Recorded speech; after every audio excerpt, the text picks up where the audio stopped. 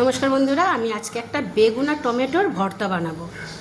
বেগুনটা মাঝখান দিয়ে কেটে নিয়েছি, একটু সর্ষের তেল টমেটো আর বেগুনের মধ্যে দিয়ে দিলাম। এই যে এরকমভাবে কেটে নিয়েছি, দেখুন এই যে মাঝখান দিয়ে এভাবে কেটে নিয়েছি। সর্ষের তেল মাখিয়ে এই যে বেগুনের ভর্তাটা বানাবো, তার আগে বেগুনটা আমি একটু পুড়িয়ে নেব। এই ঝাঁঝরিটার মধ্যে দিয়ে দিলাম, টমেটোটাও দিয়ে দিলাম, একটু পুড়িয়ে নিচ্ছি। বেগুনটা পোড়া হতে হতে আমি এখানে 4টে শুকনো লঙ্কা 3 কোয়া রসুন ভেজে নিচ্ছি। শুকনো লঙ্কা আর রসুনটা ভাজা হয়ে গেছে, আমি নামিয়ে নিই। এই দিক দিয়ে টমেটো আর বেগুনটা এক পাশ ভাজা পোড়া হয়ে গেছে, আর এক পাশ পোড়াতে দিয়েছি।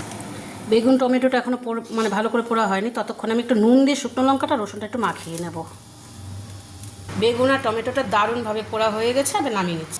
দেখুন, পেঁয়াজ কুচি, ধনেপাতা কুচি আর লঙ্কাগুলোকে ভালো করে ডলে ডলে নুন দিয়ে মাখিয়ে নিয়েছি। আর বেগুনের ছাল ছাড়িয়ে এবার পুরো মশলা দিয়ে মেখে ওর ভর্তা বানাবো। ঠিক আছে, দিয়ে দিলাম, আর দিয়ে দিলাম একটু সর্ষের তেল। তাহলে তো বেগুনের অবস্থা কি ভয়ঙ্কর বুঝতেই পাচ্ছেন।